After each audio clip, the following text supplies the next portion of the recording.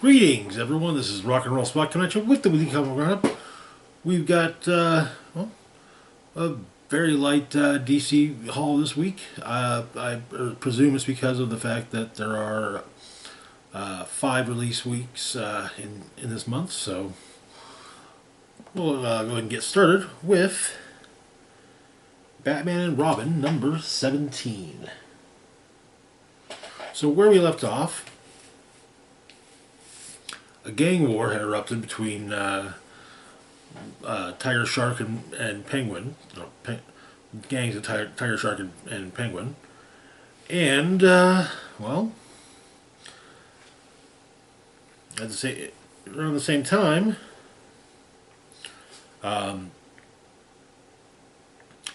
Gotham was apparently being victimized by a serial killer who appears to be a copycat of a serial killer from England that Bruce helped apprehend during his training period, going by the name of Memento. Memento generally would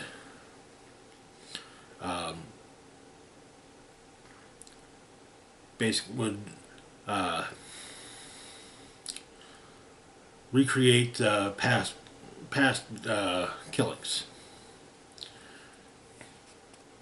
So, anyways, the issue begins in London years earlier. Bruce Wayne, going by the name Jack, is working with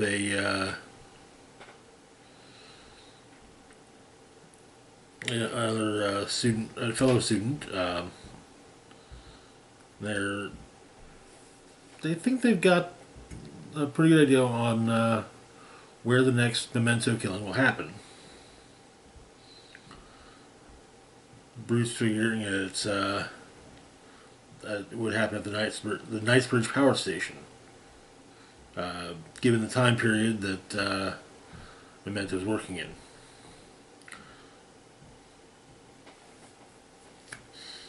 And the student also asks about who Jack really is.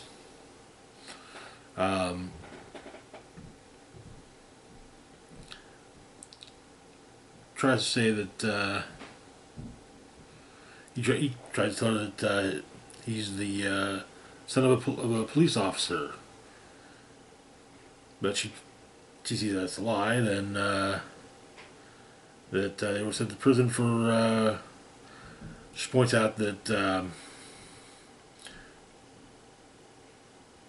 his walk, the way he eats, his hands, they all tell her that he's from money, old money. So then he says that his parents were sent to prison for corporate fraud scheme. He wants to work for the FBI, but that she that's a lie. But and she said,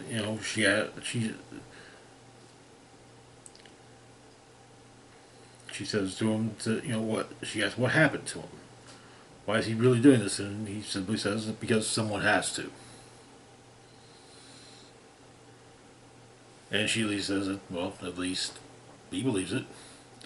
But it turns out that Professor Bly, is also seemingly staking out Knightsbridge Power Station. So Bruce goes to run after him. But things then get back to the present, Arkham Tower.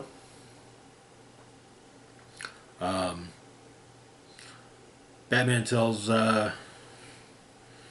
Inspector Lautrec that there's a panic room on the Florida security checkpoint, and that Crane needs to be taken with her. So she needs to take Crane with her so that they can find out what Crane knows about Memento.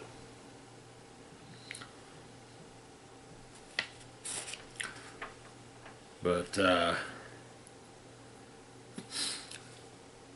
and Batman narrates that he has he's dealt with Scarecrow and his fear toxin previously, but this is different. Scarecrow's toxin generally uh, makes the causes one to experience one's fears. However, this is causing Bruce to experience a very specific event. The burning of the USS Atlas, a blimp which caught fire practically on the exact spot that Arkham Tower is on, crashed into the Pioneers Bridge with 108 souls lost. But he is the voice of Memento, taunting him. Then at Sacred Heart Medical Center, Damien has begun volunteering, and he sees Emma, the young girl that he was talking with during the gala for Dr. Bashar previously. Dr. Bashar says that, he's been looking after Emma himself. She's healing up well. And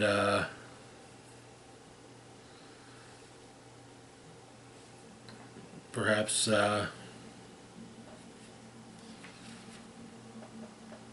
and he asked if it's helping with Damien's nightmares and flashbacks, seeing Emma recover.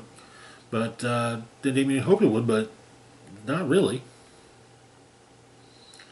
But and they somewhat they talk about, the two of them discuss what the kind of type of person that Damien is, which my opinion on how Daniel Warren Johnson's covering or handling Damien has definitely taken a 180 with this plot point. So it seemed that he was pretty much reverting Damien back to how he was pretty much when he first showed up, but now the development given to him by previous writers seems to be a bit more evident. But Damien gets basically a page from his watch about Batman being in trouble. But Lautrec gets trained to the safer, the panic room, and while Batman deals with the hallucinations, and is saved by Robin.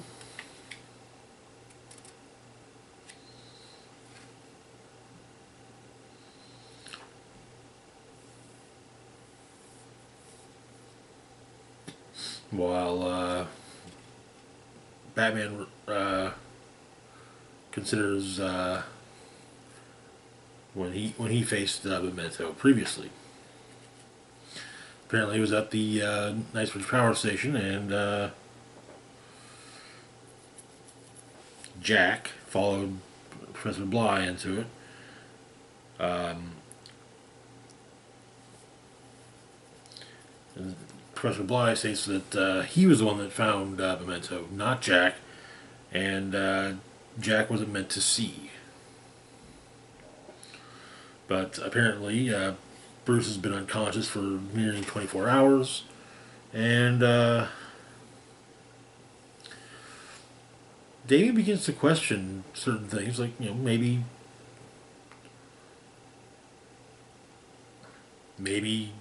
they're responsible for the Bat family in general are responsible for what's happened to the city over the past since since Batman first showed up, and but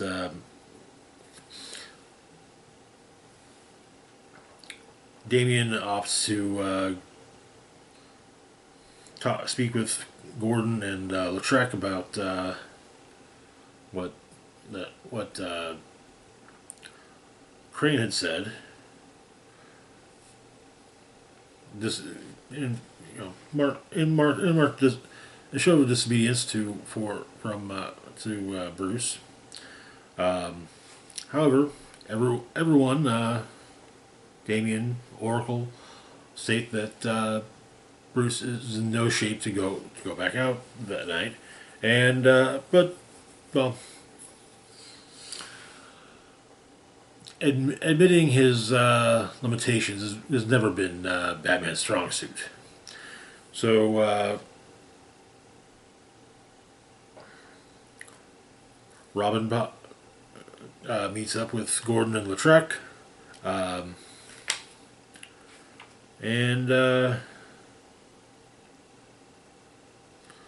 initially Lautrec is skeptical and honestly lowers her opinion of Batman for dragging out a child, but as he puts it, honestly, I don't know how Batman lives with himself, regularly walking straight into danger and asking a kid to watch his back. And Robin says simply, "Someone has to." And Lautrec remembers Jack saying, "Because someone has to." And so, her opinion of Robin is elevated. They're going to go to Scarecrow's lab. However, Batman has disregarded everyone's desire to everyone's request. Saying that he shouldn't be going out. However, Oracle has made a compromise. He's not going to go out. He's not going to go out alone.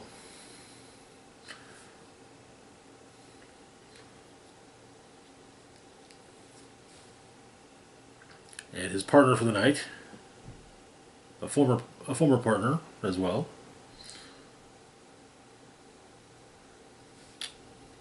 states that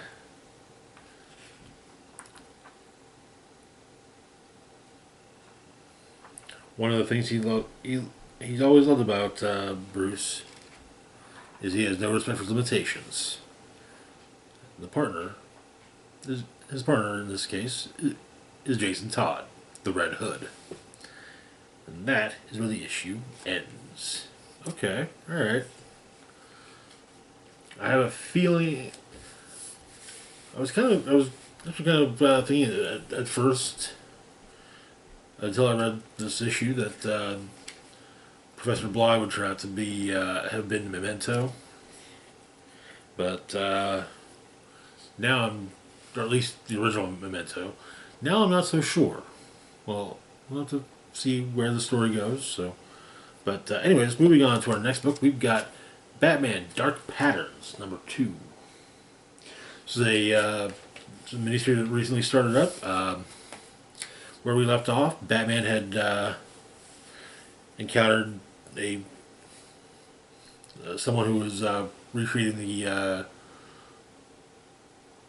concept of the Wound Man, a drawing of how of all the various wounds a person can take, but making it into an actual person. And he had also discovered potentially who the Wound Man's next victim was. And so, the issue begins with Gordon and Batman talking at the Bat Signal about the Wound Man, and Batman tells Gordon he doesn't know who the Wound Man is, but he knows who the Wound Man's going after next.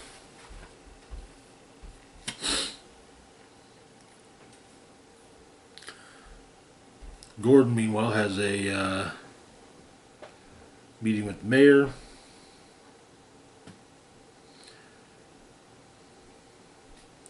And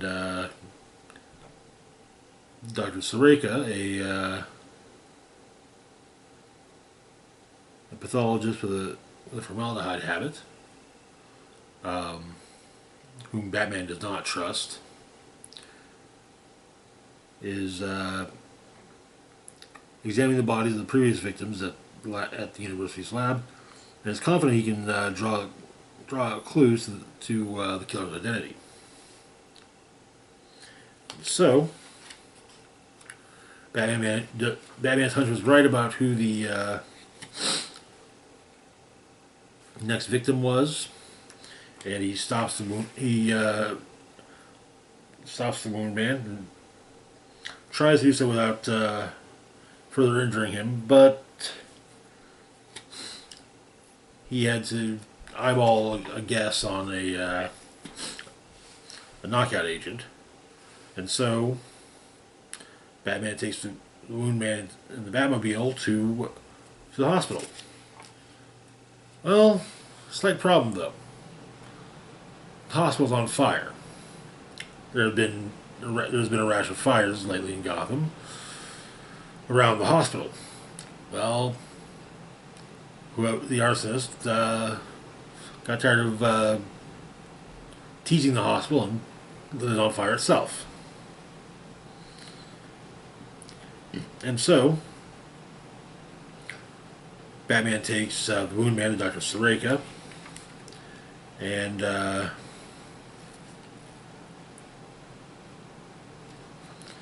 asks that Sareka let Batman know when he regains consciousness. Batman goes to a former reporter of the Gotham Gazette who attempted to expose Ace Chemicals, but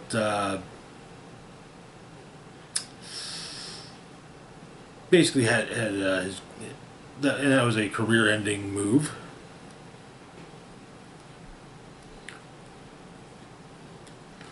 But apparently, Batman had asked for help with the Killer Croc in the Sewers case from this reporter, Nikki Harris. And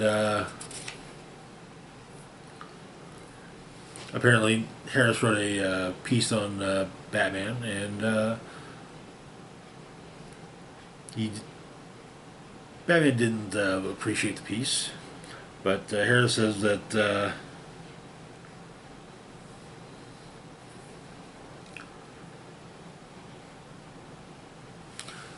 Gotham City built on a foundation of myth. All these scared people come from all over the world seeking the promised land of prosperity. They get to Gotham to find no jobs, inflation through the roof, and a clown trying to poison the water supply. No wonder they cling to old stories from the old lands. They make more sense than life in Gotham. The people of Gotham pray for superstitions to save them, and no one else has, or because no one else has. But Batman is wanting information on Ace Chemicals. Apparently, there was it's pointed out that Ace Chemicals is very good at scrubbing their prints from any kind of public record. Otherwise, Batman would be talking to the cops rather than Harris. Well, I was held in those vanished closets, and Batman wants to know specifically about anesthetics or nerve agents. One in particular that it was supposed to be was developed for the military, is cryoxin, a liquid ACHE inhibitor that Ace was developing on a government contract. One that disappeared from all records without a trace 15 years previously. And apparently Harris has found the only document that it has evidence that Croxton existed. Batman figures something went wrong and a monster was made. And this is maybe it was so nasty and violated GD conventions, because I can spook Uncle Sam sometimes.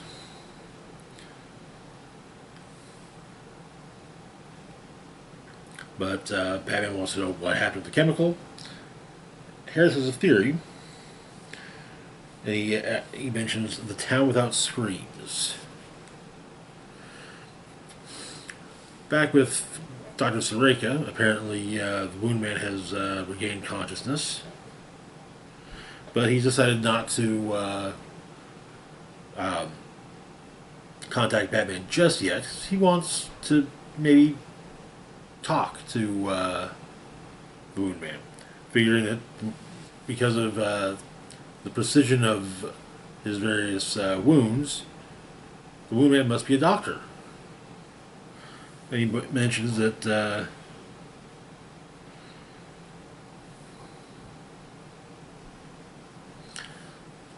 it's true that what they say, doctors are truly the worst patients. Yet, and he says there's a reason that they say doctors make the worst patients. We like to think we're always objective, even when it comes to ourselves. That's not the truth. When we're suffering, instinct takes over, just like everyone else. We panic. We want it to stop. We lunge after solving the symptoms, grasp at anything we think might help. We forget that to cure, we need to get to the root cause of the malady.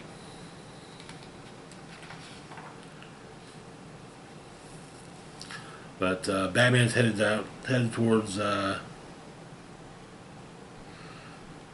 town without screams, and Gordon meets with the mayor, as well as an old associate of the mayor's, Christopher Sionis, CEO and senior partner of Axis Corp. Axis Corp has a subsidiary known as Ace Chemicals.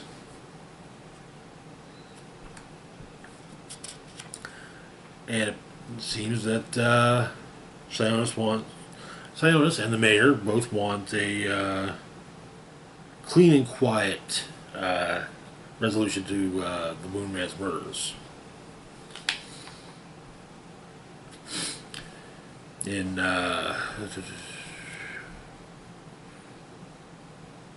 upstate Gotham, where the town without screams apparently exists, Batman is checking out the town and sees a painting on some boards in front of an old dilapidated house saying, "Wound Man, heal us." Back at the university lab, Dr. Sareka is attacked by two masked goons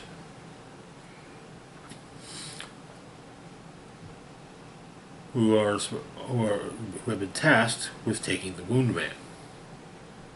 That is where the issue ends. Interesting. Definitely digging this miniseries. A